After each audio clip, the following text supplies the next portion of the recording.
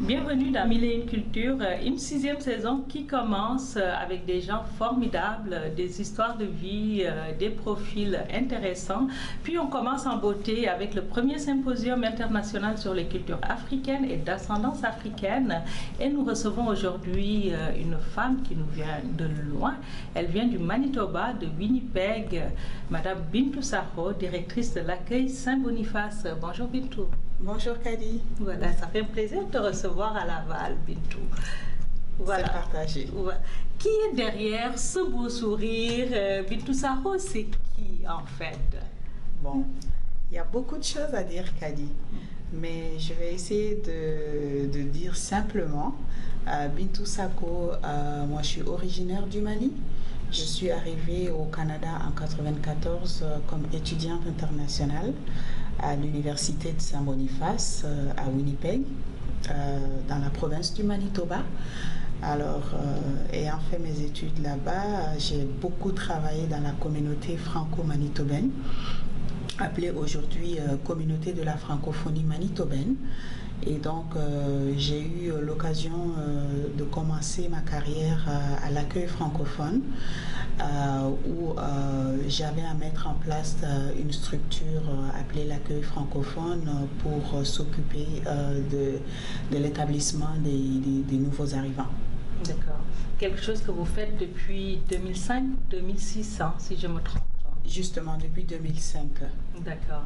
Et une immigrante qui arrive au Canada, on pense en général le Québec, Montréal, Toronto, mais le Manitoba. Pourquoi avoir choisi le Manitoba? Bon, moi, en tant qu'étudiante, j'ai choisi le Manitoba à cause du fait que j'avais la possibilité de poursuivre mes études universitaires en français dans une province anglophone.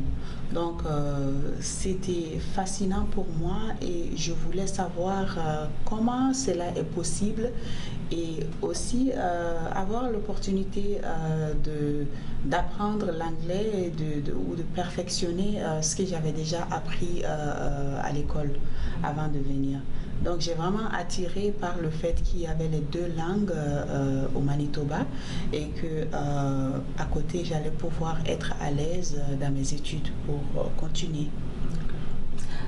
Winnipeg est une belle ville, tranquille, mais comparée à Montréal, est-ce que vous vous ennuyez pas? Y a-t-il une grosse communauté culturelle diversifiée à Winnipeg? Oui, Winnipeg est vraiment très diversifié maintenant. J'avoue qu'au départ, quand je suis arrivée à Winnipeg en 1994, la communauté n'était pas aussi grande qu'elle l'est actuellement. Et donc, l'intégration de quelqu'un qui vient de l'extérieur, il faut développer des aptitudes, il faut s'ouvrir et il faut aussi conjuguer avec des gens qui sont sur place pour pouvoir retrouver ou trouver ses repères et puis apprécier là où on vit. C'est vrai que on ne peut pas faire la comparaison avec Montréal parce qu'il y a évidemment différentes choses qui nous attirent. Moi, je ne suis pas une fille de grande ville. Oui, moi non plus, hein, rassurez-vous, pourquoi j'ai choisi Laval. Alors justement, donc, je me suis sentie bien à Winnipeg dès l'instant où je suis arrivée à Winnipeg. Alors, en découvrant petit à petit la communauté et ce que ça pourrait m'apporter personnellement, je me suis installée, je me suis investie dans les études d'abord premièrement parce que c'est la raison qui m'avait amenée, mais de l'autre côté découvrir Et puis faire du bénévolat, ça c'est quelque chose que j'ai appris aussi en arrivant au Canada ici. Nous faisons beaucoup de bénévolat en Afrique, mais on n'appelle pas bénévolat. On appelle soutien, on appelle relations sociales, on appelle relations familiales ou parentales ou aide, mais ce n'est pas du bénévolat. Et moi j'ai découvert que le temps que nous donnons aux gens, le soutien que nous apportons aux personnes gratuitement ici, ils l'ont très bien interprété et en lui donnant un nom et une valeur. Une valeur, voilà. Oui. Vous avez étudié en sciences sociales. Exactement. Ça. Voilà, ça nous amène à l'accueil francophone de Saint-Boniface. D'abord francophone parce que vous êtes une minorité dans un milieu anglophone. Et comment est né l'accueil, d'où est venue l'idée, puis comment vous êtes retrouvé à la tête de cette structure? Bon, l'accueil francophone, ça a toujours été une initiative communautaire parce que à un moment donné, quelques années après que je sois arrivée au Manitoba, la communauté franco-manitobaine a réalisé que l'immigration devenait de plus en plus prioritaire pour le gouvernement. Et étant dans une situation minoritaire, les francophones au Manitoba, bien sûr, sont dans une situation minoritaire parce que c'est vraiment l'anglais qui domine. Donc, ils se sont donné, si vous voulez, des axes stratégiques pour agrandir leur espace francophone. Alors, l'immigration était un volet prioritaire, justement, dans les stratégies qui ont été développées. C'est de ça qu'est née la structure de l'accueil francophone. Et ils ont dit, bon, pour que les gens se sentent bien chez nous, et puisque nous allons y mettre vraiment du temps et que la communauté était d'accord, c'est important de créer une structure qui va aider les gens quand ils arrivent pour qu'ils puissent vraiment découvrir ce que la francophonie peut les apporter et en arrivant au Manitoba et éviter qu'ils s'anglicisent dès le départ. Ça va être une perte pour la francophonie. Donc c'est comme ça que l'accueil francophone est né. Et moi, je me suis retrouvée à la tête de l'accueil francophone. Comme je l'ai dit, j'ai toujours aimé travailler dans des organismes qui aident les gens. Avant l'accueil francophone, j'ai travaillé d'abord dans une organisme qui s'appelle Pluriel pour les femmes. J'étais responsable du programme d'alphabétisation. Donc, après ça, bon, il y a l'accueil francophone qui m'a attirée et j'ai postulé et j'ai eu le poste, voilà, justement, et je me suis retrouvée à l'accueil francophone comme coordonnatrice. En 2006, puis c'était quoi les débuts? Est-ce que c'était difficile? Comment vous avez bâti votre clientèle? C'était pas facile au début, parce que même malgré le fait que les gens venaient, j'avoue que les immigrants les nouveaux arrivants n'étaient pas nombreux à Winnipeg, mais ils ne connaissaient pas aussi l'existence de la structure, puisque les services étaient offerts, c'était la manière dont les services étaient offerts au début. Moi, j'étais assise, j'attendais que les gens viennent justement demander des services. Et puis, les gens venaient très peu. Ils ne savaient pas où j'étais. Et puis, ils ne comprenaient pas quel genre de service je pouvais leur offrir. Donc, au bout de quelques mois, ça ne marchait plus. Alors, il fallait réfléchir à une façon justement de joindre la clientèle et de les faire venir à l'accueil francophone. Donc, je me suis dit, bon, il faut que j'aille les chercher où ils atterrissent la première fois quand ils viennent à Winnipeg. Et ça, c'était à l'aéroport. Alors, j'ai commencé à aller à l'aéroport et j'ai commencé à contacter d'autres services du côté anglophone. et à leur poser des questions ou à leur offrir mes services, bien sûr, dans la complémentarité, parce que je ne voulais pas qu'ils se sentent menacés aussi. Comme on est tous des organisations financées par le gouvernement, alors il ne faut pas créer la compétition dès le départ. Il faut aller avec l'esprit de collaboration, donc ou l'esprit de complémentarité, puisque moi, ma clientèle, je cherchais des francophones. Donc, ces organisations pouvaient garder des anglophones, mais moi, j'allais apporter une perspective francophone et leur faire connaître ou découvrir la francophonie en marge des organisations qui avaient le monopole. Donc, ça m'a permis d'ouvrir beaucoup de portes, donc d'être présente à l'aéroport à chaque fois qu'un francophone arrivait à Winnipeg et de lui souhaiter bienvenue en français. Alors, c'est comme ça que j'ai bâti ma clientèle. Une clientèle à qui vous offrez donc ce service d'accueil, mais une fois que vous les accueillez à l'aéroport, qu'est-ce que vous faites avec ces clients-là? Bon, les services de l'accueil francophone se sont beaucoup développés au fil du temps. Alors, après l'accueil à l'aéroport, actuellement, nous avons des logements de transition, des hébergements de transition. C'est comme ça qu'on les appelle. Comme nous recevons plusieurs catégories de nouveaux arrivants, nous avons les réfugiés et nous avons les immigrants qui arrivent sous le programme des candidats du Manitoba ou sous le volet fédéral.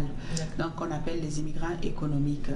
Donc, quand eux, ils arrivent, on peut les héberger dans une de nos unités, moyennant un petit coût, temporairement, et donc le temps de leur trouver un logement permanent. Par contre, pour les réfugiés qui sont des réfugiés conventionnels et qui sont pris en charge par le gouvernement, ils ont leur propre site qui est financé intégralement par le gouvernement du Canada, IRCC. Donc voilà, c'est là où ils sont logés temporairement aussi en attendant qu'on leur trouve un logement permanent. Donc pendant leur séjour dans le logement temporaire, nous leur offrons des services d'orientation, beaucoup de sessions d'orientation sur tout ce qui peut être utile au départ, des démarches administratives pour avoir les documents importants, que ce soit au niveau du fédéral ou provincial ou municipal. Nous leur cherchons un logement temporaire en les accompagnant, signer le contrat de bail en donnant des sessions aussi d'orientation sur le contrat de bail, leurs droits et leurs responsabilités aussi en tant que locataires. Et nous leur offrons aussi le suivi. Le suivi, quand ils parviennent par exemple à trouver un logement permanent, donc tous les 3 mois, nous allons les visiter avec un plan qui a été établi dès le départ pour s'assurer que tout se passe bien. Donc, il y a évidemment des défis et nous essayons d'adresser ces défis-là ou de les référer aux organisations qui peuvent les aider. Nous les accompagnons pour inscrire les enfants à l'école. Le choix de l'école, nous leur conseillons, nous leur donnons des conseils, nous leur offrons toujours des objectifs. Nous ne prenons pas de décision pour les clients, ça c'est très important à souligner, mais nous leur donnons des options. Alors c'est eux qui décident, mais parmi les options, on essaye de les amener à être réalistes sur ce qui peut, sur les objectifs qui vont se fixer et qui peuvent atteindre à court terme, à moyen terme ou à long terme. Mais nous leur donnons toujours le choix. Donc le suivi est fait souvent. Et nous avons aussi des programmes de connexion communautaire où on fait le jumelage avec des familles sur place. Et aussi, nous les soutenons, nous les inscrivons dans des activités communautaires. Nous leur donnons des cours d'anglais, club d'échange en anglais. Voilà, justement pour leur permettre aussi d'être fonctionnels en anglais au départ. Et nous les accompagnons. D'accord. Alors l'accueil vraiment offre plusieurs services. Offre plusieurs services, mais la clé vraiment du travail que nous faisons, la clé de la réussite à l'accueil francophone est basée sur l'accompagnement que nous offrons aux clients. Personnalisé, puis basé sur les besoins du client. Exactement. Vous respectez leurs décisions, vous ne les orientez pas quelque part. Exactement. Mais j'imagine que vous essayez quand même de sauver le fait français. Vous dites qu'il y a des classes de conversation en anglais. Est-ce que vous faites l'inverse? Est-ce que vous francisez des anglophones ou des gens qui sont attirés par le français? Bon, oui, maintenant on a la possibilité, bien sûr, de les accompagner parce qu'on travaille beaucoup. L'accueil a aussi développé beaucoup de partenariats et collabore beaucoup avec les autres. Donc, nous n'avons pas des classes de francisation parce qu'il y a un organisme déjà qui est responsable des cours de francisation. Donc, nous référons les clients vers cet organisme. Mais les clients qui ont besoin de cours de français jusqu'à un certain niveau, on collabore avec l'Université de Saint-Boniface aussi. Donc, ils sont orientés à l'Université de Saint-Boniface. C'est une université francophone. Exactement. Voilà. Donc, l'accompagnement, vous savez, le projet de l'immigration, bien que c'est un désir, c'est une priorité pour le gouvernement, l'accueil francophone a décidé d'humaniser la démarche qu'elle entreprend avec les nouveaux arrivants quand ils se présentent chez nous. Parce que ce sont des projets individuels, hein? Exactement. Ouais. C'est non seulement individuel, on ne voulait pas aussi que ça soit seulement des services qui sont donnés selon une entente.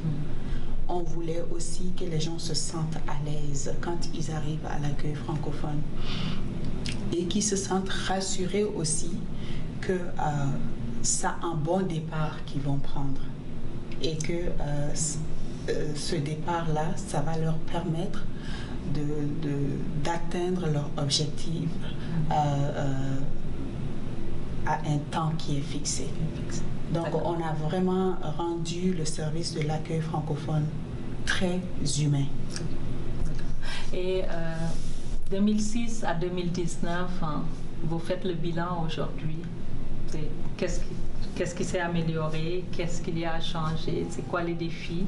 Est-ce qu'il y a assez de financement? Est-ce qu'il y en a faut plus? Je pense que vous êtes financé par Immigration Canada, Immigration et Citoyenneté Canada. Oui. C'est quoi le bilan pour toi aujourd'hui? Pour moi, j'avoue quand même que l'accueil francophone a connu, si vous voulez, des moments de succès depuis les 3 dernières années. Le départ, bien que le départ n'ait pas été facile pour l'accueil francophone, parce que dans le contexte de situation minoritaire, ce n'est pas toujours évident. Et un service aussi qui est tenu par une personne immigrante, ce n'est pas évident non plus parce que la réalité est que quand on est à la tête de quelque chose ici, en tant qu'immigrante, il faut toujours travailler 2 fois plus. Oui. Et 2 fois plus, il faut y mettre du temps, il faut y mettre du sérieux, il faut aussi être très organisé et il faut développer beaucoup de compétences pour faire sa place. Le début n'a pas toujours été facile, mais aujourd'hui, je pense qu'avec la persévérance et le sérieux qu'on a mis dans le travail à l'accueil francophone nous a amené à faire des belles réalisations. Alors, au fil du temps, nous avons pu amener le programme de réinstallation à l'accueil francophone que nous faisons aujourd'hui pour les réfugiés. Nous avons été sélectionnés comme un centre d'accueil aussi pour les réfugiés syriens qui sont venus au Canada et même les réfugiés yazidis. Nous les avons accueillis aussi, des Irakiens. Donc, nous avons développé des outils standardisés dans les prairies. Nous avons scellé des partenariats prairies avec l'Alberta, Saskatchewan et tout autour du projet Pré-Départ. Donc, oui, nous avons connu une augmentation du nombre de clients au fil du temps. Tout ça, selon moi, démontre le succès qu'a connu l'accueil francophone aujourd'hui. On a bâti une capacité d'accueil pour les nouveaux arrivants francophones et même autres que les francophones. D'accord. Bintou, l'accueil actuellement, c'est quoi en termes de chiffres? Combien de personnes accueillies? C'est quoi les statistiques de l'accueil? Okay. Alors, les statistiques de l'accueil varient beaucoup. Ça varie entre, je dirais, 300 à 400 clients annuellement. Actuellement, c'est ça les statistiques de l'accueil francophone. Bon, comme on ne contrôle pas vraiment le chiffre sur les réfugiés, alors ça peut changer d'année en année. Alors ça joue beaucoup avec le nombre au fil du temps. Alors maintenant, on se situe entre 300 et 400. À une année, le plus haut nombre que nous avons atteint, je pense que c'était autour de 600. D'accord. Oui. Bintou, en tout cas, félicitations, puis continuez le beau travail que vous faites. Mais c'est quoi le conseil que vous donnerez à un nouveau arrivant aujourd'hui, que ce soit au Québec, à Winnipeg ou ailleurs au Canada? Bien. Moi, selon mon expérience personnelle et professionnelle, le conseil que je pourrais donner à un nouveau arrivant au Canada pour une première fois, c'est d'être ouvert d'esprit, d'être positif, parce que ce n'est jamais facile de venir dans un nouveau pays ou de découvrir un nouveau environnement, surtout quand on choisit de s'y installer pour le restant de notre vie. Donc, c'est très important de comprendre, de connaître les gens qui vivent là-bas. C'est aussi important d'être positif, de ne pas voir les choses négativement. Et c'est important d'être patient avec soi-même. Parce qu'on ne peut pas tout obtenir au départ. Surtout qu'on ne maîtrise pas tout sur le terrain. C'est un nouveau terrain. Et donc, c'est important de se donner la chance de découvrir ce qu'il y a de meilleur, de toujours chercher l'équilibre. Beaucoup de choses peuvent affecter la vie d'un nouveau arrivant. Parce que avec la famille qui accompagne ou avec le désir de rapidement réaliser ses rêves, on peut finir par basculer de l'autre côté ou se laisser aller dans la dépression ou de croire qu'on ne fait pas assez. Mais de comprendre qu'on fait assez parce que le fait déjà d'entamer un projet, de se déplacer dans un nouveau pays, c'est déjà beaucoup. Merci beaucoup Bintou Sakho. Merci Kadi. Nous allons maintenant laisser la place à notre chroniqueuse culture, tendance et mode, Myriam Matondo. Myriam, on dit quoi? Bonjour tout le monde, bonjour Khadi, bonne rentrée à tout le monde. Alors aujourd'hui, je commence avec un colloque qui aura lieu le 15 octobre. C'est le colloque Lis avec moi. Cette année, il aura pour thème les préoccupations et tendances actuelles de la littérature jeunesse en 2019.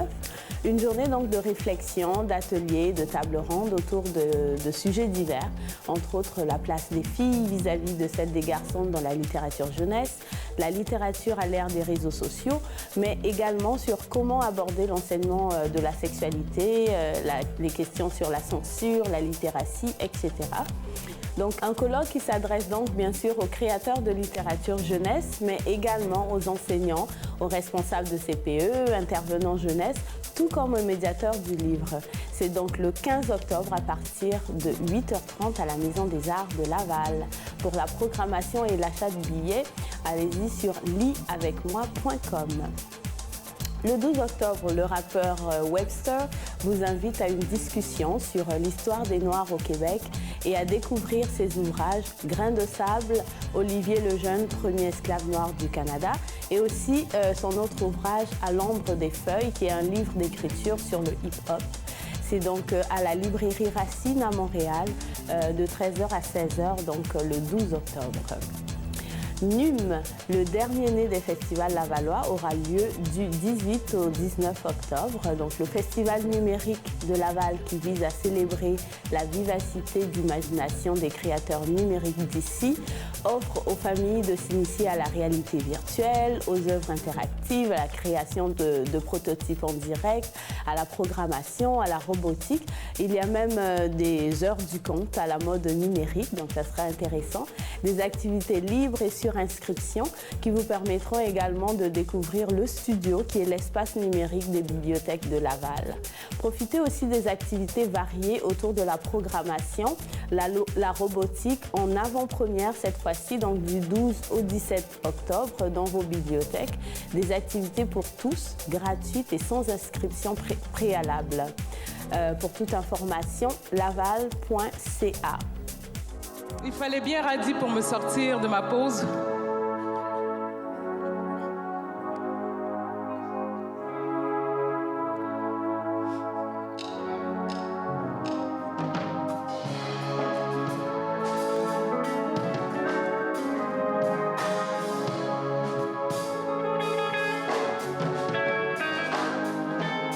J'ai voulu marcher, qu'est-ce qui m'a retenu? J'ai tellement pleuré pour desserrer mes liens. J'ai même dû affronter le regard des miens. Aujourd'hui, ce que j'ai appris, je m'en souviens.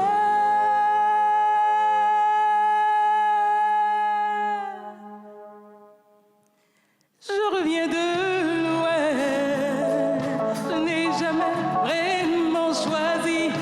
défier le destin, briser l'envie. Je reviens de loin.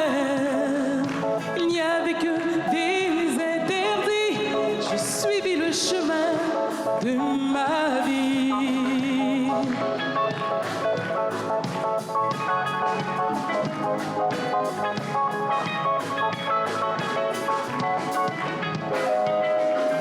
Je voulais exister. J'avais besoin d'espace pour me purifier et me voir dans la glace. J'ai cherché dans vos regards mon identité. Aujourd'hui, ce que j'ai appris, je m'en souviens.